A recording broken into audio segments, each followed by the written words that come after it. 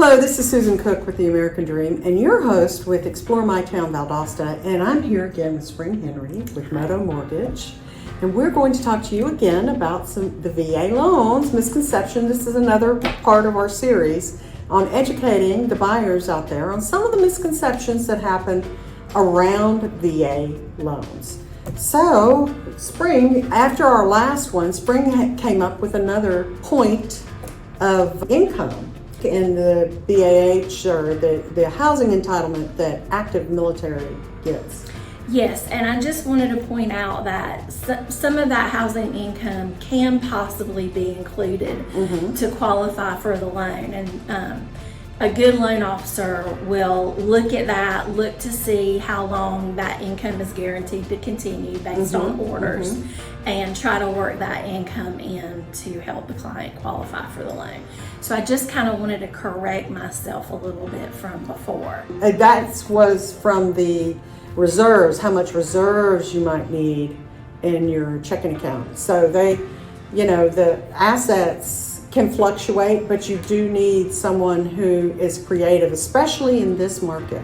In this market, we are working every day to look at the new programs that are rolling out for VA and other loan programs to help you mitigate the rise in interest rates and utilize the seller subsidies and concessions that we're now seeing roll out for a lot of VA loans. So next we had minimum repairs and required condition, I believe, was one of the misconceptions. VA is a government-backed loan. So this is something that I could probably speak to as much as anybody else. You know, I'm viewing the house to begin with when I show a VA buyer that house. So there are things that I will notice to begin with, like peeling paint, a shed in the back, that has to be compliant too. They'll pick on things like, peeling paint on the windowsills on a shed.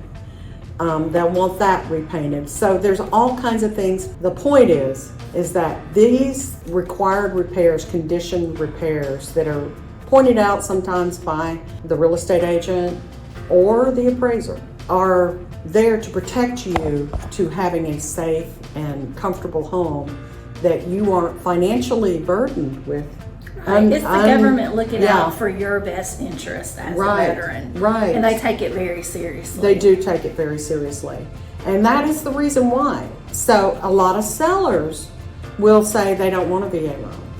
And that's not necessarily correct in thinking that. VA is the best loan to get. And when they are qualified, that's 100% loan. There are a lot of people out there that qualify for VA loans. So working with a buyer to try to make your house VA compliant is probably in your best interest in this day and age too, to get your buyer into that house. But anyway, we're talking to VA buyers right now. But that's what minimum repairs, when we talk about minimum repairs, so the HVAC has to work. The appliances in the kitchen have to work, the stove in particular. And that's for any government-backed loan. That's FHA as well. The heat has to work. And I know here we don't need heat, but in other parts of the country they do. But even if you don't need it, if you have a heating unit in your home, it has to work. It has to work. It has to work and it has to work properly. Yes. And roof repairs, things like that have come up in home inspections and appraisals. I just did one where we had to paint the floor because it looked like the paint was chipping off. So these are things that, when you are going into a VA loan or really any loan, you really need to talk to somebody who has done enough transactions that they can navigate some of these obstacles that are going to arise from a transaction, right? Once you get into contract. So entitlement, what is a VA entitlement?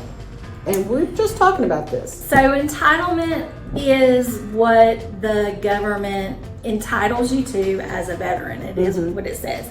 You're entitled to it. So when you apply for a VA loan, you have a certificate of eligibility that allots you a certain amount of money based on what you've used in the past to help towards your down payment. And this is all wrapped together. The VA also includes things like funding fees, I'd like to hit on that because if you're a disabled veteran, you're oftentimes exempt from having to pay funding fees. You sure are. And that's very important because that can be a little bit more than 2% of the loan. It's kind of equitable to the fee that they charge for FHA loans. I know they're two separately different things, but you have a little chunk of change that you have to pay the government for taking a chance on you to do that loan. But our veterans are entitled to these loans, and I'm so glad that we give them the opportunity to grow their real estate portfolio. So I want to kind of touch on the entitlement again. So how much total can somebody borrow using a VA loan, no matter how many houses they have? I believe right now in 2023 it's $726. Okay. I could be getting that one mixed up with conventional, but I think it's right there, and could possibly go up slightly in the future. Many people are probably thinking a veteran getting a $700,000 house. That's awesome. That's awesome. Well, the caveat on that is you have to qualify with your income. Right. Okay. So no matter how much you can get, you can only get as much as you can afford. Okay. So, but one of the misconceptions is that you can only use a VA loan once, and that's not true. We were just talking about this with somebody. Yeah, so we were just talking about this with somebody else. So you can buy a house and be making your payments and live in it for a year, then go and buy another house. You have to qualify for both of them, okay? Rent the other one out, and guess what? You got two houses. And someone else is making the payment on your first house. So that's being creative and using your VA loan and creating wealth for you and your family. And this is something, if you want to explore it a little further, you can always give me or give Spring a call, and we'll be happy to talk it through with you if you want to talk about how you too can become an investor using your VA loan. It's not an investment loan, so you would have to you would have to buy it and live in it. You have to live in it. So, but you can strategically use that loan over and over and over again to build a modest portfolio. And veterans do it every day. Every day they do it. Some of the smarter ones, and that get up with a good loan officer and a good realtor. Okay, so how much is the VA funding fee? The first time is I think 2.15%. Two for the first time. The second time. Oh, now you're really trying me, Susan. Is it one? I could be wrong. I'm thinking 1.75. I think you got it mixed up. Okay. The first time is 1.75 and the second time is 2.15. Okay. So what we're talking about now, the first time you ever use your loan, you have a lower funding fee. Whether you pay that off or not, the second time you use your VA loan, it's going to be higher, and it's about a half a point higher. And that is a fee that you pay to the VA. That is not anything you're building equity on. That is separate from, I mean, it can be included with the loan, but it is literally what you are paying the government for taking the chance on you to take out that loan. And so don't expect to get that back. It also fuels the VA program. Yes. Okay, so that is how VA stays in business, because it's a guaranteed loan. So if something happens and you default on that loan, guess who buys that house? The VA. Yeah. The government buys it. And they do not like to do that. No, they don't. And they will do everything they can to help you and keep you from doing that. But that is what that money is there for. It's also there for VA education. You know, it's all about how to help you become homeowners, reinvesting more and more.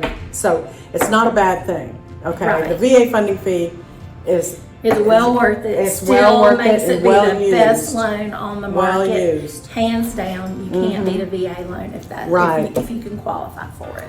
It can be financed. It can be rolled into the cost of your loan. Yes. What about a VA buy down? And so we're hearing a lot more about these buying down a rate. What can you tell me about buying down on a two? Let's talk about a 2-1 buy down first. I love a buy down. I do too. In today's market. I do too. And I do. Should we save this for the next time? You know what? I think we will. And this will be short and sweet this time. And we'll do this in a couple of weeks. We'll talk about buy downs. And buy downs don't just affect VA. So maybe this that is should for be everybody. for everybody, yes. And we'll talk about It buying is down year rate. 2024 buy down Strategy. year. Yes, strategy, because we are already seeing rates go down. They went down 3/4 of a point in last week alone. And they anticipate that they're going to go down again, but Susan, they already anticipated that they would have gone down by now to match the drop in inflation. And in fact, that did not happen. So truly nobody knows what's going on with the rates. But we it's have good to figured out a know way to to get get around you it, to a get low you rate. into a home and get you a low rates in the 5s or in the 4s. I've even heard of some buying down into the 4, and it's a temporary thing, so it's not as expensive as a permanent buy down.